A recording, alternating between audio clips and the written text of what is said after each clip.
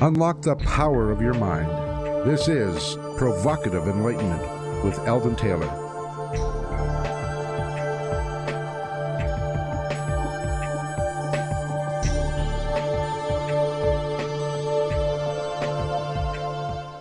Welcome and thank you for joining us today. The next hour is devoted to learning something more, not just about the world of shoes and ships and sealing wax, but about how, what, and why we believe as we do. A time for those willing to question what they think they know or what they may believe, those willing to be uncertain for an hour. I'm Eldon Taylor, and this is Provocative Enlightenment. All right, our chat room is open, and my partner Ravinder awaits you there now. You can log on by going to provocativeenlightenment.com/chat. We do have a great chat room, so Ravinder, tell us all about it, please. We do have a great chat room. It's a great place to share ideas and perspectives on whatever is being discussed on the air, to ask questions amongst ourselves. And, you know, we come up with lots of answers, lots of solutions there, and certainly lots of food for thought.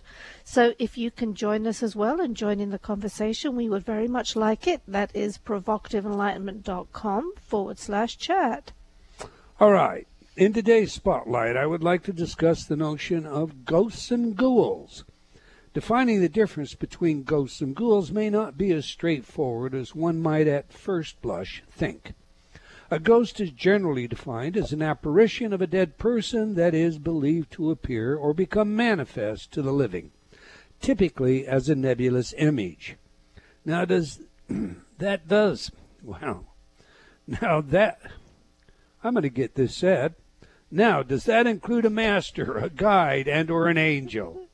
The matter is unclear here. In other words, does a person have to be dead in order to be a disincarnate being appearing to you? As for a ghoul, they are defined as an evil spirit or phantom, especially one supposed to rob graves and feed on dead bodies. We watch that kind of thing in our horror movies. So any being, apparently disincarnate or dead, can easily fit within this definition, and as such there is less ambiguity, for they are simply evil manifestations. I do suppose, then, that a poltergeist with evil intent is also a ghoul, albeit they are not typically thought of in that light. Okay, here's an interesting statistic. According to Gallup, approximately 1/3 of Americans believe in ghosts or disembodied spirits, and 22% believe in witches. Men were more likely than women to say they believe in witches, 24% to 20%. Can't understand why. Well, you can't laugh, Ravinder. While the opposite is true about ghosts. Women were more likely than men to say they believe in ghosts, 34% to 27%. As interesting as this finding is, most of us have considered the possibility of paranormal before. Was that creak a ghost or the house settling in? Was that a shadow or a Bigfoot? And who was flickering the lights? The hash-slinging slasher? But according to sociologists at Chapman University, a sizable 52% of America actually believes in this spooky stuff. The fear of ghosts is sometimes referred to as phasmophobia. But perhaps surprisingly, more people are afraid of clowns than ghosts or ghouls. Skeptics, of course, argue there are no ghosts. That said, according to a poll of 1,000 adults over the age of 18, a new poll conducted by HuffPost discovered that 45% believed in ghosts. Now, one might fault the polling method as compared to that of professional pollsters like Gallup, but that said, in an interview with Brad Steiger published in the HuffPost, Steiger has this to say about ghosts, quote, "After more than 60 years researching the paranormal and nearly that many investigating haunted houses, I spend little time these days theorizing about what ghosts might be. I completely accept the existence of such phenomena," close quote. The skeptics are quick to point out that the number of believers in ghosts and goblins is rapidly diminishing as our culture becomes less superstitious and more educated. And indeed, again, according to pollsters, this appears to be true. However, I have had my own encounters with disincarnate beings, and whether in fact they were real or imagined, I have no doubt about their genuine nature, and for that matter, contribution to my own well-being. So what do you think? Are ghosts real or imagined? Is it superstitious mumbo-jumbo from historical failures to grasp the real world and simply inherited or passed down by some of those of us in our time?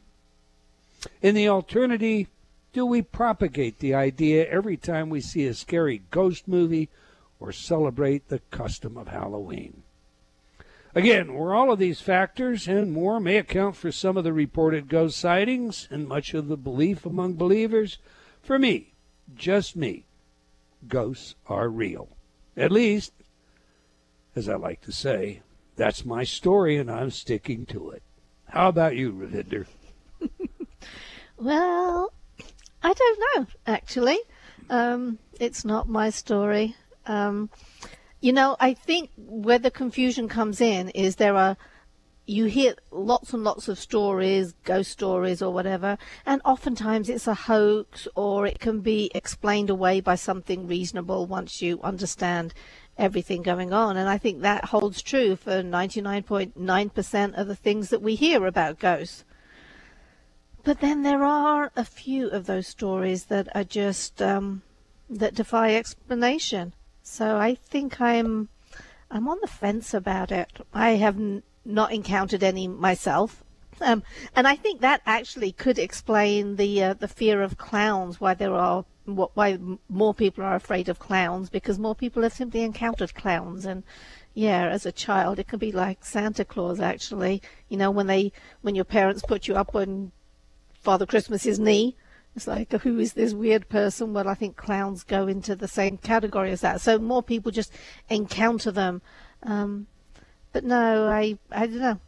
I really don't know if I believe in ghosts. You're going to pick on me. I can see it on your face. No. I'm going to ask you. You were splitting up when I said, I gave this Men statistics. believe in witches. Witches, I think that's a bit of, that's very telling.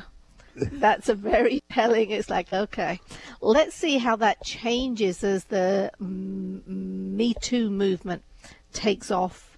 Maybe it'll get worse or maybe it'll get better. Well, I do. They believe in witches. Come on. You tend to think of a woman as a witch, and you can go down a whole avenue there of weird stuff. It's like, I think it's weird that men believe in witches. Come on. Well, women believe, too. It's just a higher percentage of men, but I'm not touching your other comment. All right, every week I read some of your letters as our way of involving you while paying respect to the very important role you play in making this show successful. Connie wrote, I just love Provocative Enlightenment. Tom wrote, love your show, great guest, great conversation, great information. Lawrence wrote, I had never listened to KKNW before your show. Now it's one of my regulars. Thanks for the great programming. Moving on, Jackie wrote, for years now I've been stuck in a rut and getting nothing accomplished in my life. So I began listening to your Prosperity and Abundance Inner Talk CD all day and night while I was sleeping. Third week into listening, I started marketing again and working on my business, working daily and having a routine down, which I felt was difficult to do before, and I credit your programs for it. Thank you for helping me get my motivation back. Richard wrote, thank you so much, Rav and Eldon. You make the world so much better of a place. Well, thank you, Richard. Okay, that's all the time we're going to take for letters today, but we do love your comments, so please keep them coming. You can opine by writing to me at Eldon, that's ELDON, at eldontaylor.com, or by joining me on Facebook at Dr. Eldon Taylor. We do sincerely appreciate your thoughts and ideas.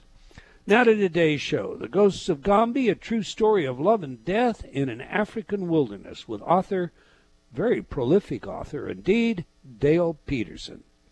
One of the reviewers had this to say about The Ghosts of Gombe, and I quote, This brilliant narrative will haunt you. Dale Peterson has brought to life the Gombe of the late 1960s, describing the entwined lives of the chimpanzees and the people studying them. It's a true story of adventure, danger, and sudden death that makes compelling reading. So let me tell you a little about today's guest. After receiving a Ph.D. in English literature from Stanford University, Dale Peterson became a carpenter and then turned to a career as a writer of nonfiction. His 21 books have touched on subjects including art, anthropology, biography, chimpanzees, computers, elephants, giraffes, literature, primates, primatology, psychiatry, and travel. He is the author of the definitive biography of the world-famous chimpanzee expert, Dr. Jane Goodall. Dale Peterson's latest work, The Ghosts of Gombe, which was just released a week ago and should be in your local bookstores right now, and it is online and available today, I checked, returns to the subject of the Goodall biography, although with a different perspective and focus and a concentration on the tragic death of one young volunteer researcher at Goodall's research camp in East Africa. It's a great read. It reads as though I were reading a fiction story, packed with information that is very informative, as though I'm looking at a documentary. I truly recommend this book. So on that, let's get him in here. Welcome to Provocative Enlightenment, Dale Peterson. Well, thank you, Eldon. Here I am, and glad to be here. Good. I've been looking forward to this interview. I'm impressed by the breadth of your work, but we'll get to that in a minute. We like to know three things on this show, Dale. And would you prefer to be called Dr. Peterson? You can call me Dale. That's just fine. Okay. The three things. Who is the messenger? What is the message? And how do we use it? To that end, please share with us what dictates your life's ambitions and passions. Well, that's a terrific question. I'm glad you started with that. I started my career as a writer because I like to write. I'm the kind of person who actually prefers to sit alone in a room and deal with the world by constructing narratives of the world. But the second strand of this is that I've always loved animals and had a real attraction to them. So most of my books are about animals. I started as a writer of books about computers because I was able to sell those books. But then once I got successful, I turned to, I asked myself what I cared about, and that's when I started writing about animals. So I think that answers your question, I hope. All right, sir, let me ask you this. You heard today's spotlight. What say you, Dale? Do you believe in ghosts? Well, yes and no. I think I'm a skeptic in terms of the idea of entities floating around made out of ectoplasm or whatever. But I also think people have had genuine experiences of seeing people. And in fact, my book opens with a visitation of, an image or a representation of this young woman who died tragically years ago, and she appeared in a vision to my friend, Gabe Vitalik. And it was a very vivid experience for him, and he felt it was in some way real. He didn't think it was a dream. But in the end, he thought it was very disturbing and troubling, but that it was something that came from his own mind.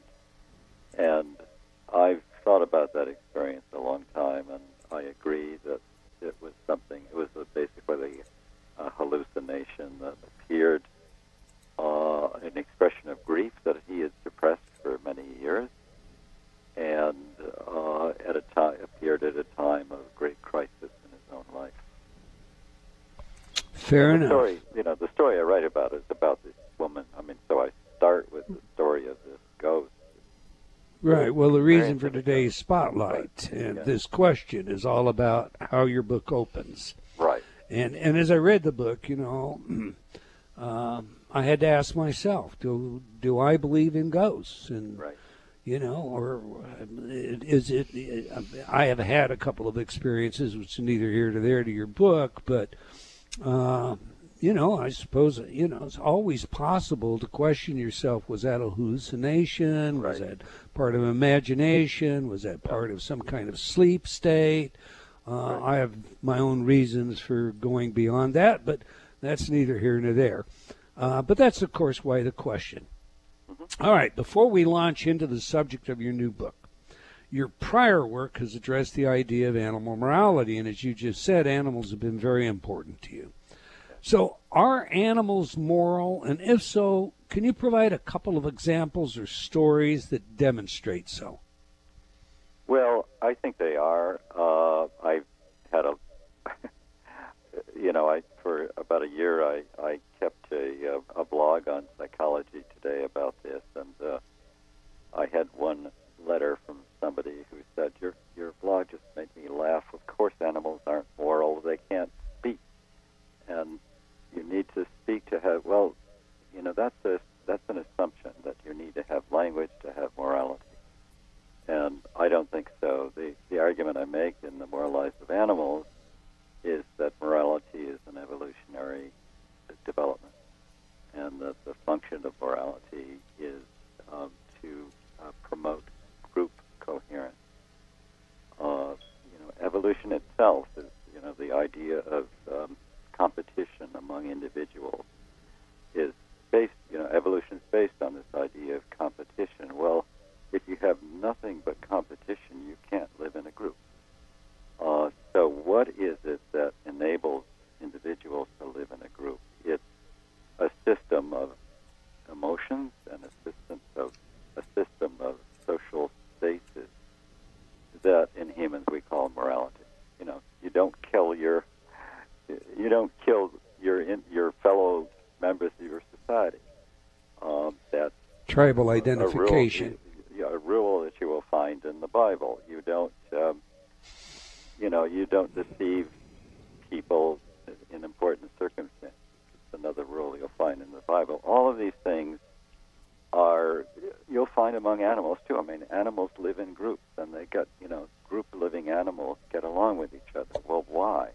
Right. And so, the book Moral Lives of Animals is a very extensive analysis of this.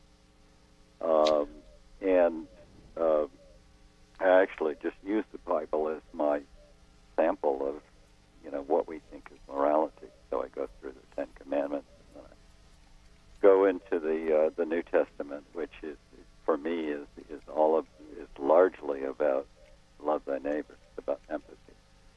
And empathy among animals is also a characteristic, at least among mammals. Elephants are probably my favorite example, because they're actually impressively empathetic. And there was a wonderful study done by someone I know who was watching elephants in a rainforest in a scientific research station. So she had a place to situate herself and watch the elephants come and go in a clearing in the forest.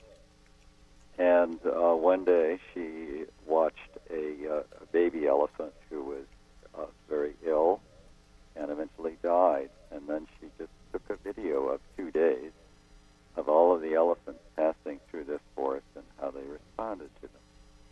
Well, there were 126 different individual elephants that passed by as this young elephant was dying or dead. And about half the instances, the elephants actually tried to assist, tried to help raise the baby. They tried to help get her on her feet again. And in some cases, they acted as if they were prepared to defend this ill and dying infant from others. So it's really, for me, that's,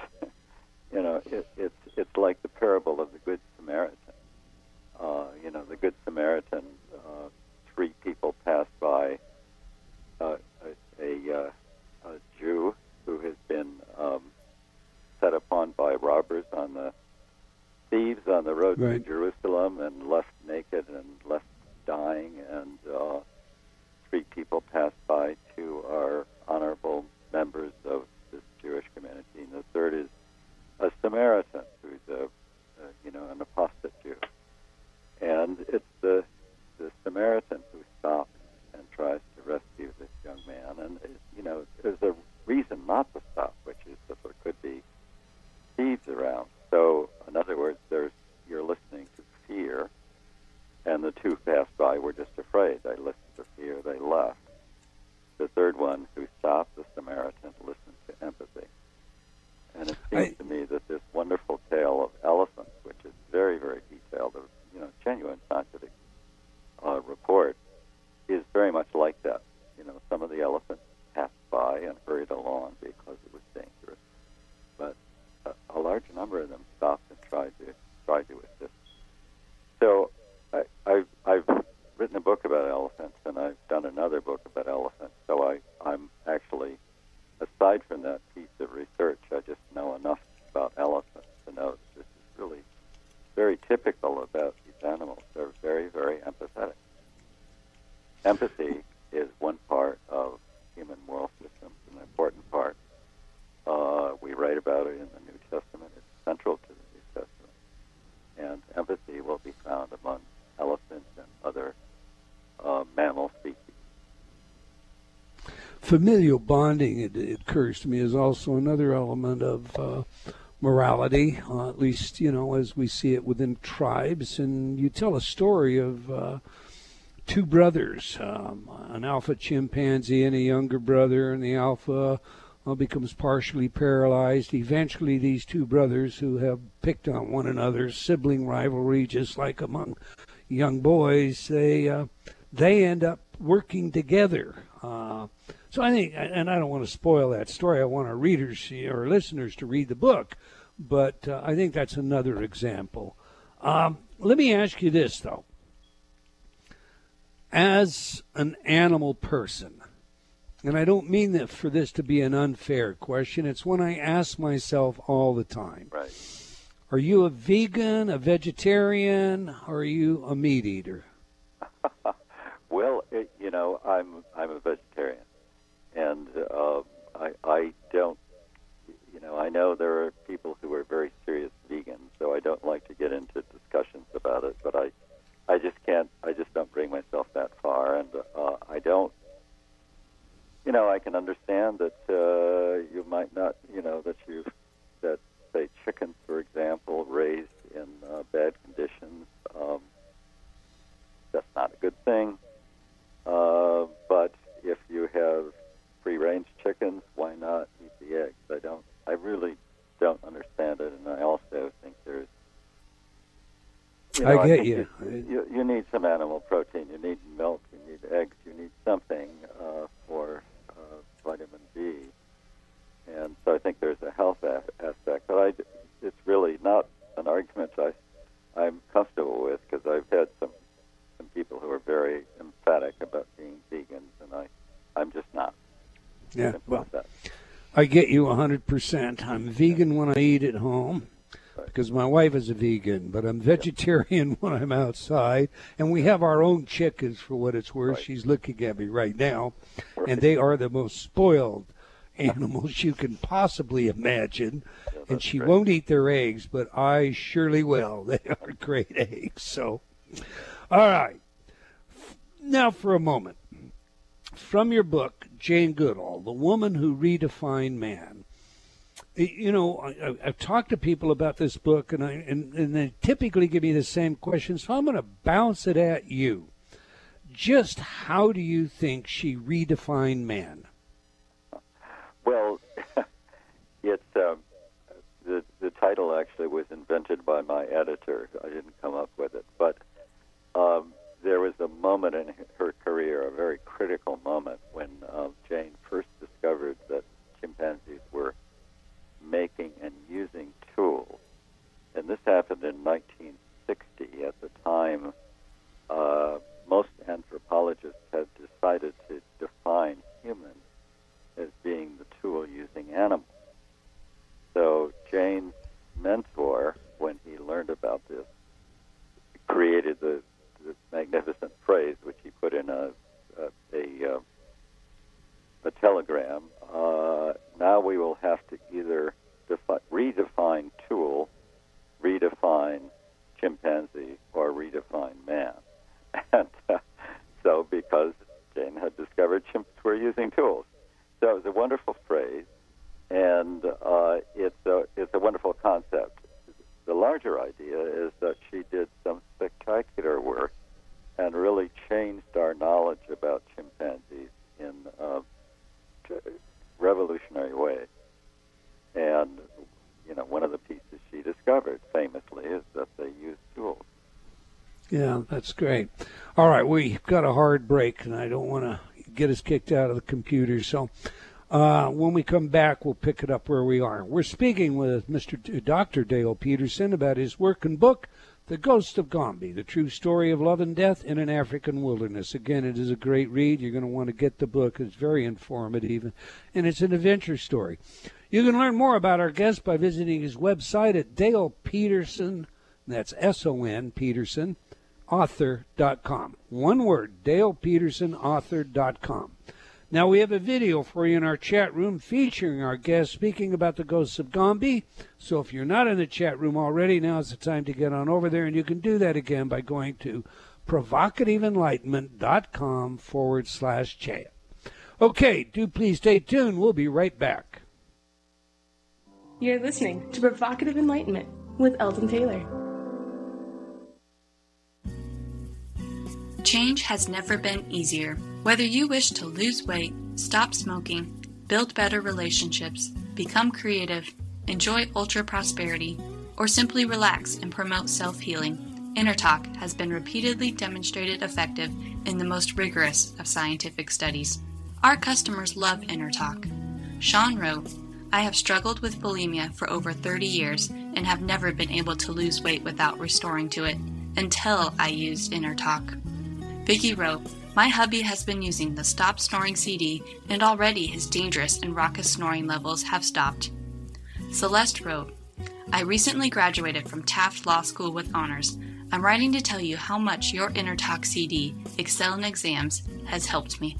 With over 300 titles to choose from, there is something for everyone. Check it out today by going to innertalk.com.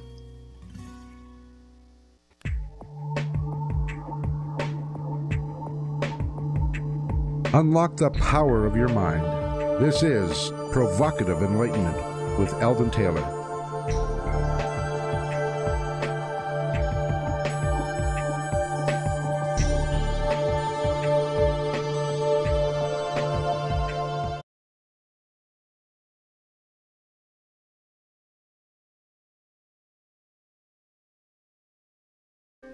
Welcome back. If you've just joined us, we're chatting with Dale Peterson about his work and book, The Ghosts of Gombe, A True Story of Love and Death in an African Wilderness.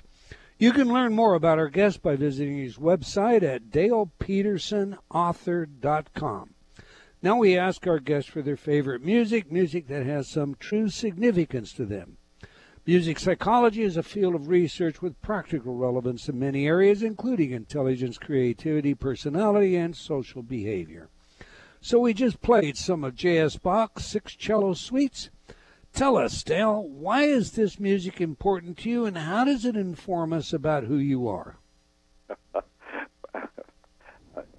Another surprising question. I don't know. I just have always loved it. I find it very peaceful, and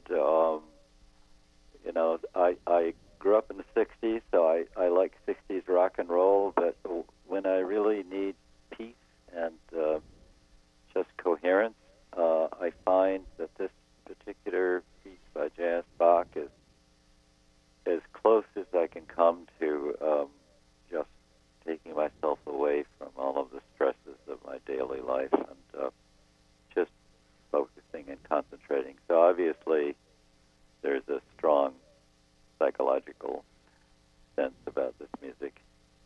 And that's probably my best explanation. Just out of curiosity, do you write to this music, or do you use it when you... And I'm a little obsessive. I've had this single CD on my CD player for probably 4 years. And sometimes I do, just turn on classical radio, and occasionally I like what I hear, but when I don't, this is I lapse back into this, and I suppose it's a sign of a great piece of music that here I'm listening for 4 years, and I'm still not tired of it. So would you say you have any conditioned pairing? You hear the music, and as soon as you hear it, you're in a certain place doing a certain thing? Well, I suppose that would be one way to think about it, is I've been conditioned, but I think it's deeper than that. I think the music itself is just has that effect on me, and it did the first time I heard it. And I like much of Bach's music anyway. This just seems to be one of the purest pieces. Just a perfect combination of simplicity and complexity. Music lives, in my opinion, and sometimes just participating in some music is sharing life. You were a conscientious objector, sir, during the Vietnam War, and I understand you were therefore assigned to duties in a VA psych ward. Yes. I think you wrote a fiction book during this time as well as, and that was never published. How did this experience impact your life, and was it the beginning of your writing career? No, well, I think I've always wanted to be a writer ever since I was near the end of high school. Before then, I'd been a science tech person and thought I would be an engineer, but I was so bad in English that I just made a point of starting to read books, and eventually I became good in English and realized I wanted to be a writer. Then I think, so I've always had this ambition to write. And it's true that I wrote a novel based on my experience working at the VA in the psych ward. It was, in fact, very, very, the experience was very close to Ken Kesey's experience in One Flew Over the Cuckoo's Nest. He worked at the Palo Alto VA in Palo Alto, California. And I actually worked there at one point and worked on the ward where he worked. And but most of the time I worked on a related VA hospital that was in Menlo Park, California. But I think, part of the problem of writing that novel was writing in the shadow of Ken Kesey and trying to write something that was original, because he had captured the experience so well, the experience of being there and observing it and thinking about being a patient. And I tried to do that. I think I did a good job. Some people liked it. I got some good readings, but I got discouraged trying to get it published. And I also realized that I preferred to write nonfiction. I just happened to prefer writing about the world around me rather than sort of thinking about my own experience and projecting that into a work of fiction. Will we ever see this fiction novel? I don't think so. I mean, I still have it. It's still sitting on my shelf, but it's one of my early works, and I just never got published. All right. You've had a truly unusual career. You earn a PhD in English literature from a Ivy League school. Then you go off and become a carpenter. And then from a carpenter, you turn into a professional writer, writing about everything from primates to psychiatry. How did you do that? Well, obviously there's the strand there is writing, and I think I feel as a writer that writing is a skill. It's not a piece of knowledge, and theoretically you really should be able to write about anything.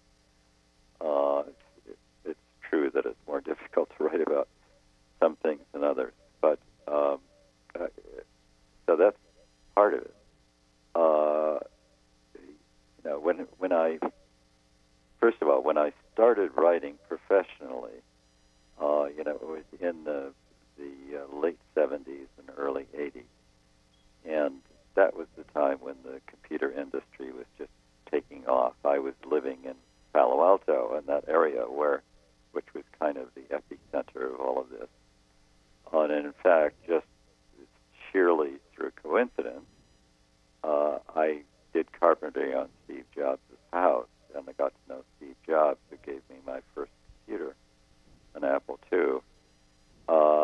But he didn't get me my first job writing about computers. What happened is I just knew some people who had just signed a contract with a major publisher, Prentice Hall, to write a book. And when they, in the process of signing that contract, they made some last-minute objections to something in the contract, and so the publisher just said, "Sorry, we're not going to do this." So I called up the publisher, and I spoke to the editor, and I said, "Well, I was in that contract, and I would like to do the book."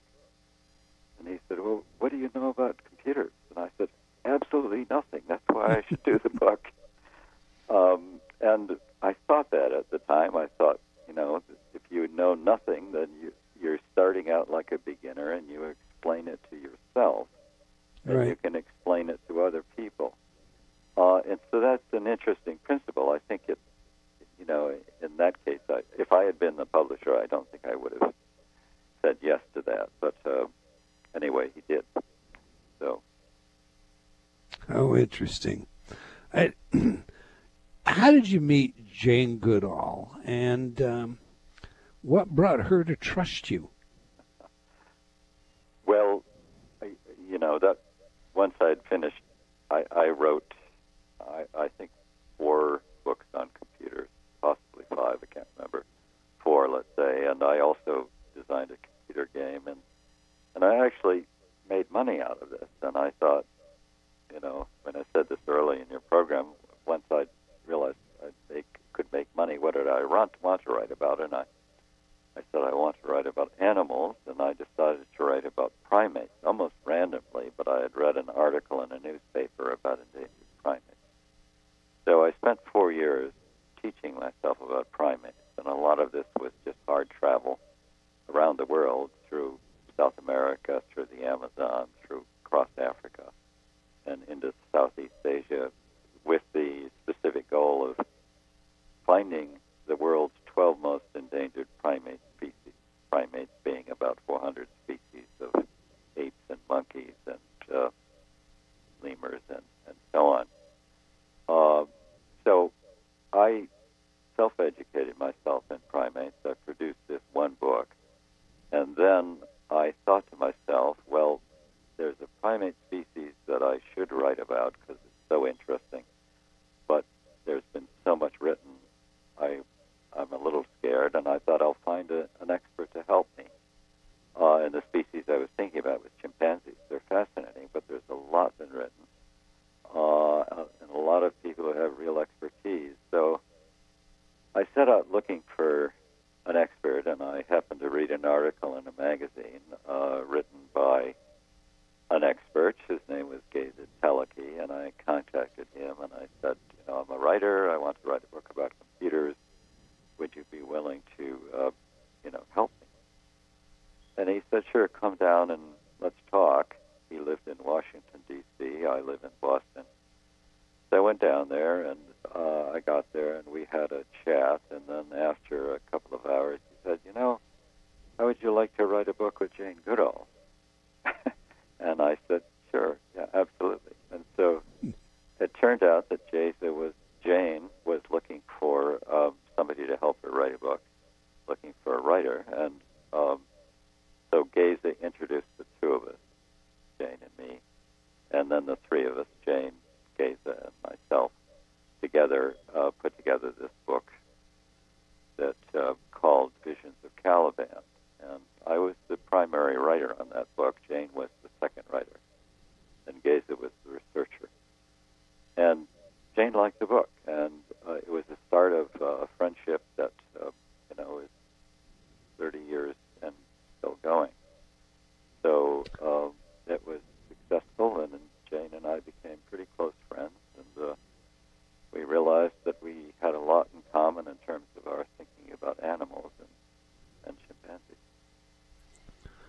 You know, when you think about Jane Goodall, Dr. Goodall, you know, she is an icon in a very, you know, important niche of our understanding of who we are as human beings, this whole argument of evolution, and many other areas.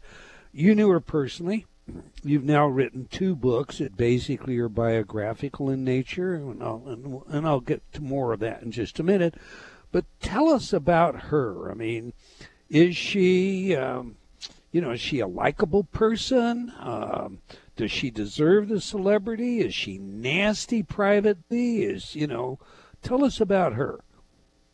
Well, I can say she's not nasty privately. She is. She's very much like you would imagine she is from watching her in movies and reading about her. She's an extremely thoughtful, kind, and sensitive human being. She's, in some ways, a very normal person, but she does have some really remarkable qualities. I admire them all, or almost all. The thing that I think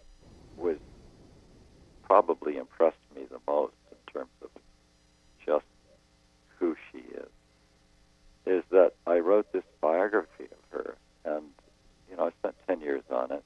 She gave me, I had personal letters, I interviewed all of her friends, I met her family, I met her father, I met her one of her ex-husbands, the other one was dead by then. And she would, she gave me her collection, the most intimate collection of personal love letters that she had written, that she corresponded with her second husband, and she just handed them to me. This intense level of trust. And during the 10 years that I wrote the book, she never once asked me what I was writing. She never once asked me to see it. And I just have always been so impressed by that level of trust. And, it's almost as if she has other things to think about rather than what somebody's writing about her. It was true that at the end, when the book was finally written, I thought it would be appropriate to let her look at it and comment, and she did, and she made a few corrections on it. And the one thing that was kind of a personal comment that I found interesting was about the color of her hair. I described her hair as being gray, and then there was a time when I was with her in Paris, France, sitting in a hotel room. She had just received the Legion of Honor presented by the President of France. And we were sitting in the hotel room afterwards, after this long day of honors and celebrities and so on, and I was sitting there with 2 or 3 other people, and we were having a glass of scotch. Jane likes to drink scotch. And just sort of having a long sort of end-of-day exhausted conversation. I wasn't really paying attention until I heard Jane saying something like, these journalists and reporters write about me, and they always describe my hair as being gray. It's not gray. What do you think, Dale? And the book had not been published yet. And I said, well, I looked over and it kind of looked gray to me. And I said, well, it's kind of silvery. And Dale, what do you think? And she came, she had been sitting on the bed, and I was sitting in a chair, and she got up and she came over to where I was sitting and sat down next to me. And she took the clip at the back of her, she has a ponytail and she has a clip. She took the clip off, so she let her hair out. I'd never seen her hair out of that ponytail in the years that I'd known her. And she let all of her hair out. She said, Dale, what do you think? And I looked in the hair, and I said, well, Jane, there's brown in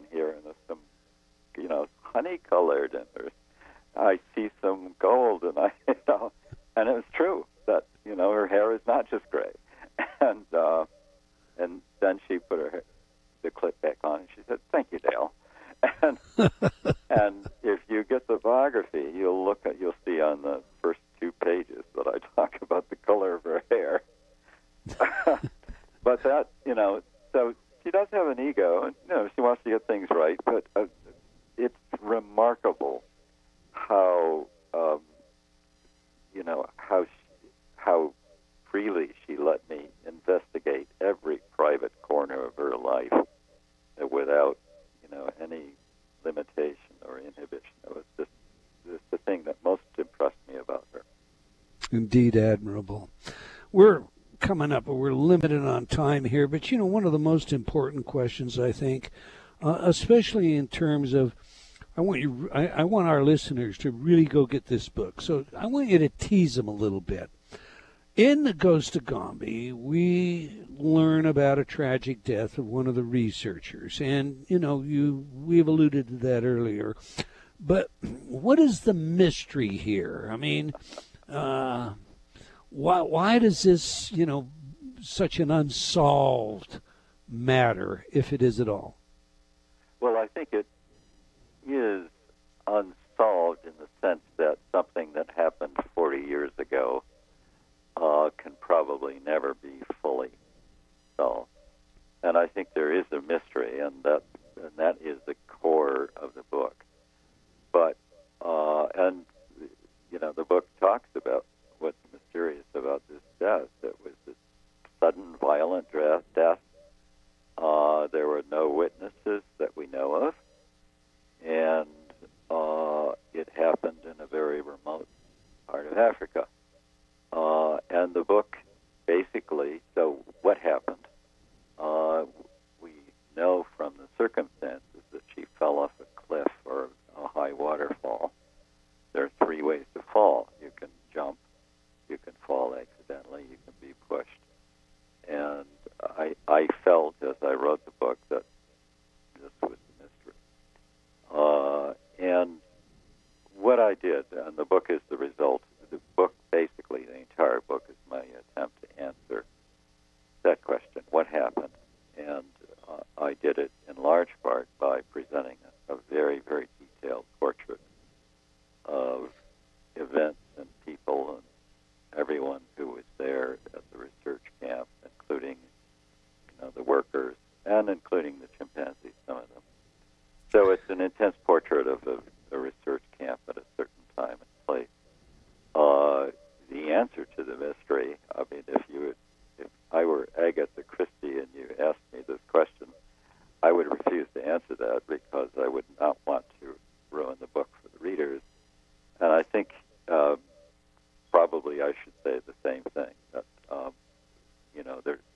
there's something to find in that book, but you should buy the book. I'm not going to tell you. Well, and I'm not going to tell anybody either, because it's a great, great book. It tells a wonderful adventure story, and at the same time, as I said earlier, it's a documentary, and rarely do we get to see that kind of information combined in anywhere near as eloquent a matter as you have done.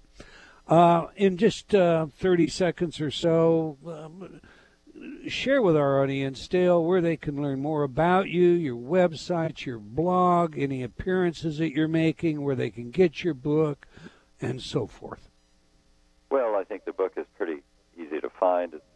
Go to the bookstore, go to Amazon. Ghosts of Gombe is the title. Gombe is the name of Jane Goodall's research site in Africa, so that's Gombe. And I do have a website. I think you mentioned it, dalepetersonauthor.com.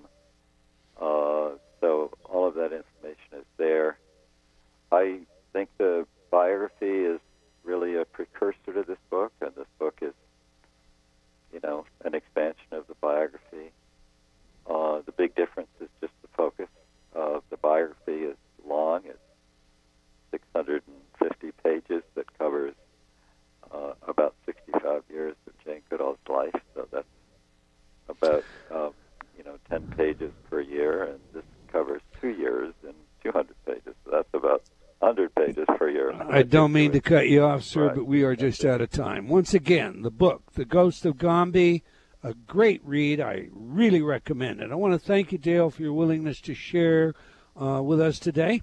Well, we've come to the end of another episode of Provocative Enlightenment. I want to thank all of you for joining us today. I hope you enjoyed our show and would join us again next week, same time. Until then, remember, wherever you are in the world, believing in yourself always matters.